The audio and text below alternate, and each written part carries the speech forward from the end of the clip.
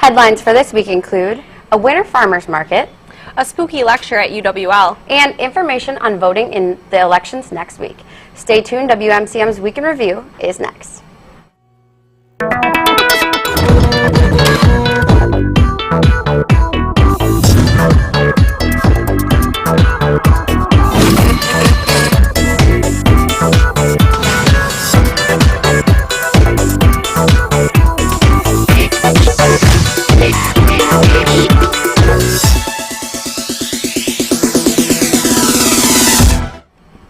Hello, and thanks for watching WMCM's Week in Review. I'm Haley Kunz. And I'm Shelby Krommenacker. November 8th marks the beginning of an indoor winter farmers market here at UWL. The Cameron Park Market Association will host its winter market in the stateroom at Cartwright Center from 10 in the morning to 1 in the afternoon beginning next Saturday. Local vendors will be offering baked goods, canned goods, meat, eggs, jewelry, arts, and gifts, all of which are grown and produced within 100 miles of La Crosse. In addition to November 8th, the winter market will be held on November 22nd, December 6th and 20th, and January 3rd and 17th. For updates on the market and to sign up for the market newsletter, visit their Facebook page. The winter market is co-sponsored by Students for Sustainability and University Centers. Former UWL student athlete Amy Hutchhausen has recently been featured in a prestigious NCAA film called Life After the Game. Hutchhausen, a 2002 graduate, two-time captain of the lacrosse softball team, and an all-WEAC conference standout, has thrived off the field, working with the American East Conference as the very first female commissioner. Since she obtained the role in 2011, Hutchhausen has increased television exposure for men's and women's basketball and lacrosse through a partnership with ESPN. She has also overseen the launch of America East's digital network station and significant growth in the conference's online and social media presence. In addition to her role as the commissioner, Hutchhausen is a member of the NCAA Management Council and serves on the National Association of Collegiate Women's Athletics Board of Directors. To watch the film, go to the NCAA website or visit UWL Athletics website. Now here's Anna Weidner to talk about what's happening around campus. UWL's Foundation for International Medical Relief of Children will be hosting a 12-hour dance-a-thon next Saturday, November 8th. All proceeds will go towards helping children in underprivileged third world countries receive proper medical care. The dance-a-thon will include games, food, performances, a bag toss tournament, limbo, hula hoops, and of course, non-stop dancing and prizes. Every hour there will be a new music theme. Some of the themes are Disney, classic rock, musicals, and different decades. The dance-a-thon is only 10 days away, so if you haven't started practicing your moves, now's your time. UWL's Awareness Through Performance will be hosting Open Mic Night next Thursday, November 6th in the Cellar from 6 to 8 in the evening. This event is open to poets, artists, musicians, and other performers who look to share messages of social justice, awareness, and action. These are some events coming up on campus. Back to you, Haley.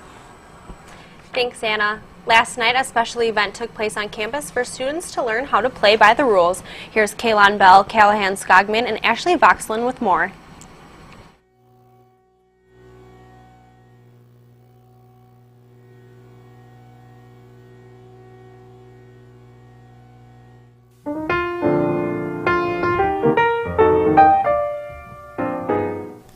For college students entering the workforce, it's important to make a fantastic first impression.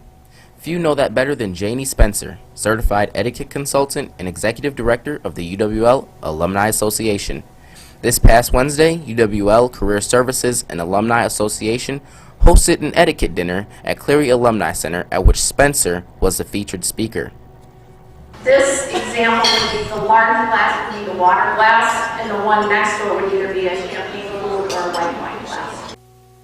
A business professional event, students dressed to impress as they were treated to a 3-course meal provided by Sodexo.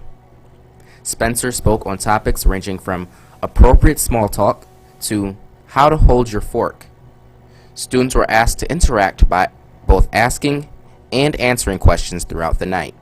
You should always use 30% common sense and then 70% kindness. So the biggest thing is to make the people that you're around feel comfortable, whether that's following all the etiquette rules or sometimes going against them, just to make sure that the person that you're next to or the people you're surrounded by feel comfortable. For more info on events like these, contact UWL Career Services at 608-785-8000.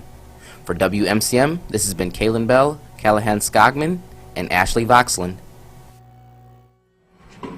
Thanks, guys. Tomorrow is Halloween, which means this week has been the prime time to prepare ourselves for all the ghouls, goblins, ghosts, and vampires that the weekend will bring. Tonight, two UWL professors will team up for a lecture using mathematics to determine if humanity could survive an attack from the undead. The lecture by Robert Allen and James Pierce, Zombies, Vampires, and Math, Oh My, will be held at 7 p.m. in Cowley Hall, room 100. Admission is free to the general public. The presentation aims to blend horror, humor, math, and science in order to solve the mysterious problem. Costumes are encouraged and prizes will be awarded to those with the best, so be sure to dress to impress. The Cooley Region Humane Society has many pets in need of loving homes. Here's some of the animals available in this week's edition of Perfect Pets.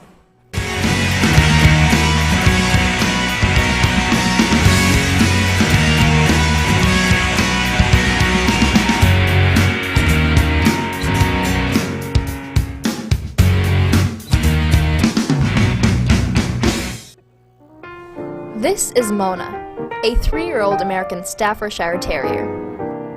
This little doggie is affectionate, sweet, and of course, well-mannered. Oh, and she knows how to sit. Mona does very well at keeping her kennel clean here at the shelter. She would do well at any home, as long as she has a consistent routine. Just look at those stunning brown eyes. Mona needs a home. To find out more about adoption for these pets or others, contact the Cooley Region Humane Society at 781-4014. Again, the phone number for the Cooley Region Humane Society is 781-4014. Next Monday, November 3rd, the UWL Economics Department will lead a discussion on potential benefits and challenges raising minimum wage. Currently, minimum wage stands at $7.25 per hour. However, legislators are looking to raise the wage to $10.10 per hour. The proposition of raising minimum wage will be a question on the non-binding referendum on all ballots in La Crosse County during the upcoming elections on November 4th. The discussion will take place at 6 p.m. in 1400 Centennial Hall. Admission to the event is free and open to the public. UW La Crosse is ready to host its annual Fall Chili Cook-Off this year. Students at UWL will offer a bowl of chili for a great cause just as the warm fall weather begins to turn bitter. 15 competitors will vie for the title of the 2014 Cooley Region Chili Challenge Champions. The event will be held next Saturday, November 8th from 5:30 to 8 p.m. at the Eagle's Nest, located at 1914 Campbell Road. The challengers will represent different university community groups, including the UWL softball team and the Vanguards. Admission is $5 per person and includes chili tasting and an opportunity to place a vote for the best chili. The event is open to the public and all proceeds will benefit the Cooley Region Humane Society and UWL's student-run radio station, RAQ. Looking for something scary to do before Halloween's over? This week we sent out Ashley and John to check out the Onalaska Jaycees Shed the Dead for a spooktacular time.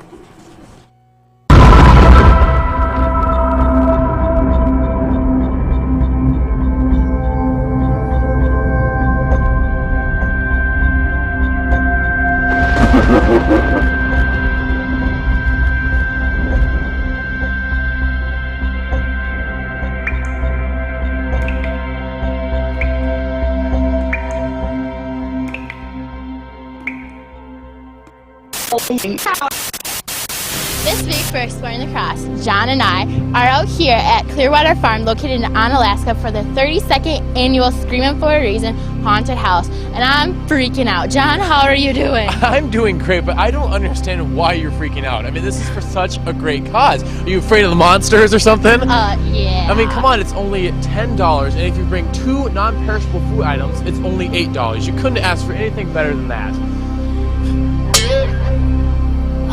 Yeah, well, it's still, I just don't want to go in, John. Don't make me go in, please. Well, you know what, before we go in, how about we take a look around and see how this place is set up? Alright, cool, let's go. The house is hosted by the Onalaska Joesph, which is a non-profit volunteer organization that raises money to give back to the community. You know, we raise money by scaring people, which is, you know, enter at your own risk type deal. So it's a lot of fun and unique opportunity for people to volunteer and actually grow as a person. Shed of the Dead is one of the scariest Halloween attractions in the La Crosse area. We don't try to be dramatic and tell you ghost stories. We don't try to, scare you with certain things. We basically it's like an old school haunt with real actors swinging machetes at your head. Each volunteer enjoys something different about the house, and that's why many return each year. Scaring people, the same people's fear. Each year, the JCs have a different setup for the haunted house. Every room, the outside area right now is basically a zombie apocalypse camp, and then when you go into the house, each room has its own general theme. This haunted house was even entertaining for first-timers. The environment was very scary, so I enjoyed that. This has been Ashley Kelbis, John Church, and Katie Vega for WMCM. The Shed of the Dead will be scaring people through this weekend. Please make sure to visit for a spooktacular time. Are you feeling stressed? Can't seem to find a way of dealing with depression or anxiety? Then you should take part in a presentation, Tapping Away Stress Using EFT, hosted by Carol Ebert. Ebert is a certified wellness practitioner and wellness coach and trainer. In this presentation, participants will discover how to take physical and emotional well-being into their own hands. Tapping, also known as EFT, provides relief from chronic pain, emotional problems, disorders, and physical diseases. Ebert says tapping is a simple technique that anyone can master. This event is free to all the UWL employees and will take place in Valhalla A in the Cartwright Center from 10 a.m. to 11 a.m. on Thursday, November 6th. Each week, the WMCM crew goes out and talks to your fellow peers in a segment we call Campus Insight. This week, they ask superstitions students have about the clock tower. So today for WMCM, we're asking students whether they've walked under the clock tower. And if they have, what rumors have they heard about it? Have you walked under the clock tower? No, I haven't. I have. I have, yep. I have not. I've been tempted very many times, but I've refrained because there's so much superstition that floats around that, I don't know, just consider it a little bit too risky. I've heard that you're supposed to have bad luck for like your 4 years of undergrad if you walk under the clock tower. Does that stop you from walking under the clock tower? Nope, never has. Right. And so what extra rumors have you heard about that? That you'll be single for 7 years and that you won't graduate in 4 years. So have you ever walked under the clock tower? Yeah, I have. It was scary. I heard that if you walk under there, you don't graduate in 4 years, but I'm graduating right on time, so not really true. For WMCM, this has been Jordan Rather and Evan Barrett. Back to you. Look for the WMCM crew around campus for a chance to have your opinions heard on next week's Campus Insight. And now here's Katie Evans with a review of the movie Hocus Pocus. Thanks, Shelby. Hocus Pocus is a 1993 American Halloween classic directed by Kenny Ortega. The movie stars a trio of witches called the Sanderson sisters, played by Bette Midler, Sarah Jessica Parker, and Kathy Nahimi. 300 years ago, the Sanderson sisters bewitched people, and now it's Halloween in 1993, and teenager Max Dennison, who is new in town, is spending his Halloween night escorting his little sister door-to-door to trick-or-treat. After Max convinces his crush Allison to take them to the old Sanderson house, things get ugly. Max's efforts to impress the girl lead him to light the black flame candle that brings witches Sarah, Mary, and Winifred Sanderson back from the dead. But before I give too much away, let's take a look at the trailer.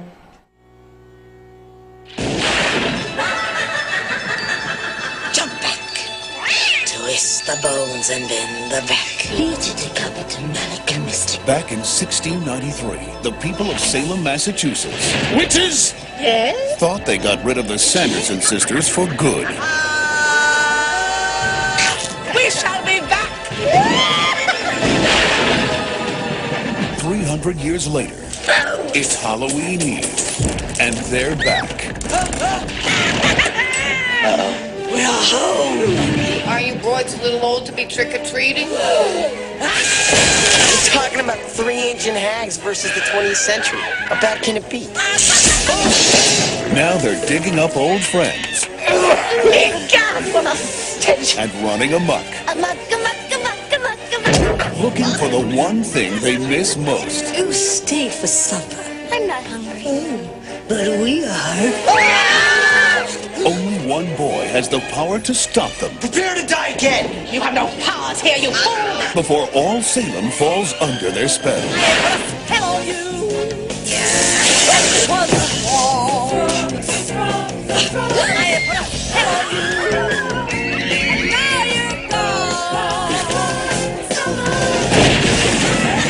Walt Disney Pictures presents Bette Midler. Hello? Sarah Jessica Parker. Would thou dance with me? And Kathy Najimy. Hocus Pocus. Into the night! They love to fly. And it shows. Good night. Sleep tight. No screaming. I love Hocus Pocus. I consider it a classic Halloween movie from my childhood. The movie keeps you on your feet as the main characters work together to outrun and outsmart the evil witches, with the fate of all the children of the town at stake. The film is complete with witches, zombies, a talking cat, and a cauldron filled with mumbo-jumbo. What's not to love? The Sanderson sisters, played by Midler, Parker, and Najimy, are perfect in their roles. The actresses really bring their characters to life and are at root of some of the most hilarious moments in the film. Hocus Pocus is a non-stop, fun-filled film for all ages. I highly recommend getting together with a few friends and watching this classic Halloween movie this weekend. Stay tuned to WMCM. Joesph Olson will be back with this weekend's weather.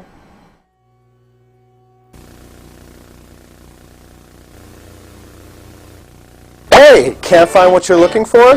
What? You can find what you're looking for and more at WMCM. WMCM TV has plenty of shows you can view at your pleasure. There's Profile, where we interview people throughout the community. Or if you like sports, we have Sports Talk Live and Sports Scene. And if you're into celebrity gossip, that's why we have Afternoon Delight. Well, that all looks great, but I'm on a computer, not a TV. I bet you guys don't have a way for me to watch this stuff on a computer. Oh, we have that covered too. Just go to WMCMTV.com for all the updates. Wow, that solves all my problems. Thanks, WMCM Genie.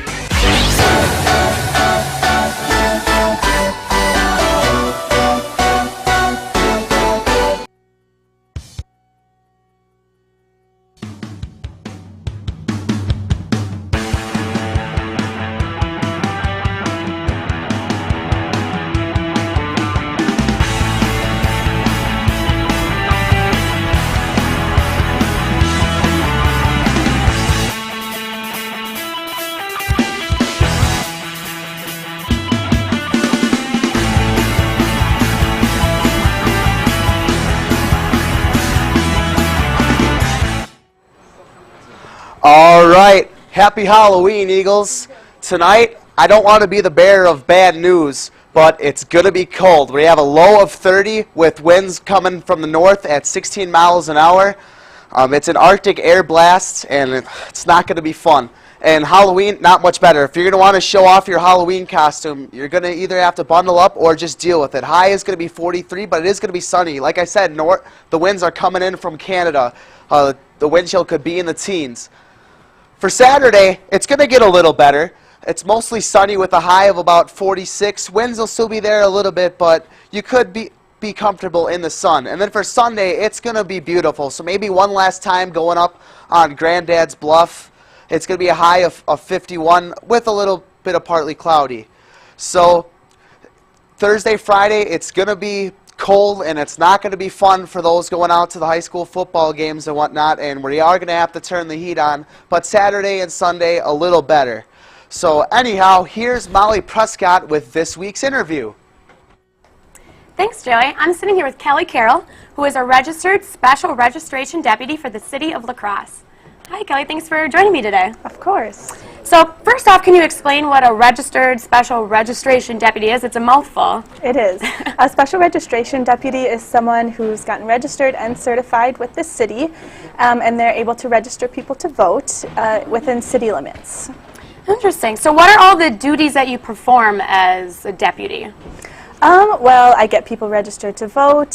I fill out the bottoms of the form. I make sure that the forms get to the city clerk, and that's about it.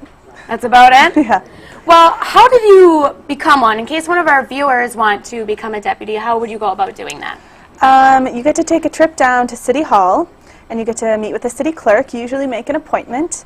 Then you sit through about an hour and a half presentation. It's not the most exciting thing, but at the end you get to take an oath of office and you get to become a special registration deputy. Well, that sounds very interesting. So how did you just decide to become one? Originally I was in it because I thought deputy, I'll get a badge, but didn't turn out to be that way. They didn't give you a badge. What do you get for it? I got a piece of paper. Oh. Almost as good, but not quite. Almost as good. So what made you decide to become one? I just did it so I could get more involved with an organization I'm in on campus and to get more involved with my internship. Speaking of organizations, what clubs and organizations do you work with, if any?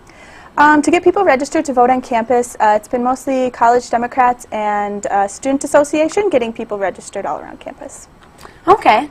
For those who don't know about the upcoming election, could you maybe talk about who's running, where people can go vote? So it's going to be on Tuesday, November 4th, so this Tuesday. If you live on campus, you can vote in the rec. The big election is gubernatorial election between Republican incumbent Scott Walker and his challenger, Democrat Mary Burke. There's a congressional race between Democrat Ron Kind and Republican Tony Kurtz. There's also a couple referendums. They're referendums on raising the minimum wage and expanding Badger Care, and the results of those elections will be taken into consideration by representatives. Interesting. So if I was a student, how would I go about voting on campus? Because I know there's a lot of talk about a voter ID law, which has been passed, but some people believe it is passed. So what do you suggest for students that want to go vote? To go vote, you do not need a photo ID. If you are already registered to vote at your current address, because you do need to register to vote every time you do move, then you just go to the polls, you vote, and then you're on your way. If you're not registered to vote already, you can vote register on the day of. If you've been issued a Wisconsin driver's license, you need to know that driver's license number, so either write it down or bring your license with you. And then if you don't have a Wisconsin driver's license, or if you're from out of state, Minnesota, Iowa, Illinois, you just have to know the last 4 digits of your social security number. Then after that, you'll just fill out a form, and then they'll need to verify your address. But since we're UWL students, they've made it pretty easy for us. On your Wings account, on the right-hand column, there's a little Wisconsin voter verification link. You click on that, and that counts as a government document that they can look at to verify your address. Nice. So you're saying it's different if you live on campus versus off campus? Yeah, off campus, I can't tell you your polling location. It depends on where you live. But actually on Monday, a group of us will be going around putting door hangers on everybody's door to give them their polling location. So you'll know where to go to vote. Nice. So you were saying that you will be driving, or you'll be knocking on doors, and then you'll be driving people? That is an option. There will be people offering to drive you. I don't have the best car, so I don't know if I could offer to drive people. But are you going with people to take people to the locations? Yeah, I could go with people if I wanted to. Is this your first year being a deputy, or so it is my my first year election with it? It is my first election. Are you a little nervous? Deputy. Nervous? I'm nervous for the day of the election. Okay, so you're just trying to get people out to vote. Yeah, that's the most important part, is to get people out to vote. Nice. So besides being a deputy, what else are you involved with in campus? I'm the co-president of Lambda Pi Eta. Who's the other one? It might be you. Oh, that's awkward. Yeah, that's the Honor Society for the Communications major. Other than that, I work with college Democrats. And Nice. those are the two I'm involved in. So what's your year? What's your major? I'm a senior. Unfortunately, I won't be graduating. But I'm a organizational and professional communications major. Nice, nice. So what are your future plans with your major? Oh, heck, who knows? Hopefully maybe working in something like public relations or something along those lines. All right, because you're a deputy, are you interested in anything in politics? I've always been passionate about politics, I guess, growing up. It's been a big part of my family, you know. It's always been stressed, the importance of voting in my family. So yeah, I'd like to either through volunteering or maybe even working with something just to keep myself in politics. Nice. Is there anything that you would like to add to get people out to vote? I would like to add, results have been showing that this election is going to be determined by college students, so you do need to get out there and vote. Awesome. So I encourage everybody to go out and vote. Thank you so much. Again, the election is on November 4th. Next, we will have Callie Frank with sports, but first, let's look at those adorable perfect pets.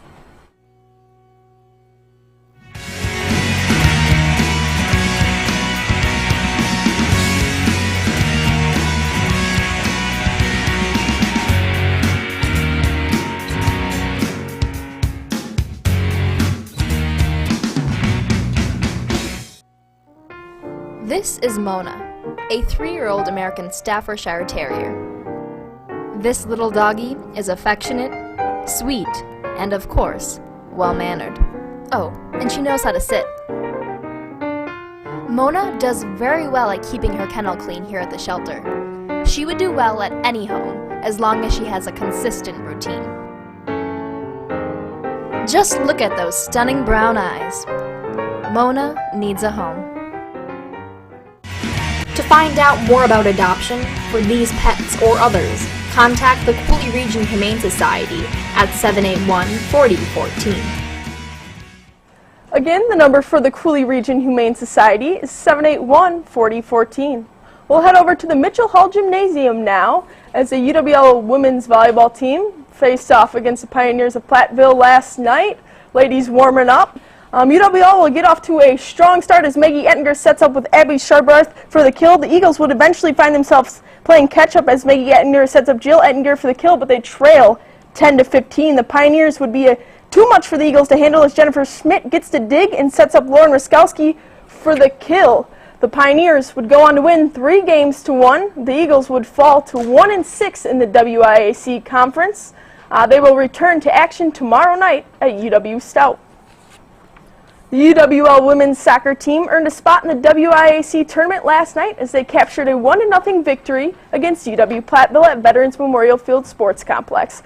UWL's offense never let up as they finished with 24 shots on goal in the match. Tina Bedwell had 6 shots on goal, while Kirsten Anderson and Kelly Denick each had 4 shots with 3 on goal. After both teams remained scoreless through the match, they headed into overtime. In the 98th minute, Maddie Granos was able to find the back of the net after an assist from Anderson. This was Granos' first goal of the season. The Eagles goalie Ashley Tracy recorded 4 saves for UWL and captured her 6th shutout of the season. UWL improves to 4-7 and 5 overall on the season. The Eagles return to action this Saturday as they play host to UW Superior at 4 in the afternoon. The UWL men and women's cross-country teams are set to host the 2014 WIAC Championship this Saturday at Ettrick Golf Course. The men's team looks to capture the title for the 2nd consecutive year and would be the 33rd team title in team history. The race time is set for 12 in the afternoon. As for the Lady Eagles, they also look to carry over their success from last year as they claim their 7th conference crown in program history. Senior Laura Mead looks to defend her individual championship, and the ladies are set to race at 1 in the afternoon. And that's all for this week's sports. So a lot going on in the sports world here. Fall sports ending here, and winter sports are going to be starting up soon. So that's one thing I wish that I would have made it to a UWL volleyball game, and I never did. Never made it to them. Yeah, a little struggle for them this year, but just a little bit. That's okay. Next year. Yeah. They're young. Yeah, they are a very young team right now. So yeah. So Halloween this weekend. What are you guys going to be for Halloween? What are your plans? I don't have any costumes yet, but I'm sure it's a work in progress? Yes, it's a work in progress. Now that it's finally on a Friday, I feel like nobody seems to have plans. But every other year, when it's on a Wednesday or a Tuesday, of course somebody has plans. Everybody's always set. I don't really have any plans either. I'm actually going home today, which is really lame, but hey, that's okay. Another weekend to celebrate. But there are some other good events going on this weekend. If you don't have a costume set, like I said, the WIAC cross country meet is this weekend at Ettrick Golf Course, a little farther off campus, but it's a beautiful course, great scenery. Go out and watch some good races as well. So if you're interested in that, the Badgers are on Saturday against Rutgers. Packers have a bye week though. Packers have a bye week, they'll have to fill that time somehow. Like our weatherman was saying, we got some good weather coming up on Saturday and Sunday though. So hey, if the Packers aren't on, you can take it outside and enjoy the weather. Well, perfect. Well, thank you guys for watching WMCM's Week in Review. Make sure to join us next week, Thursday at 4:30, right here on Campus Channel 6 and Digital Cable Channel 989.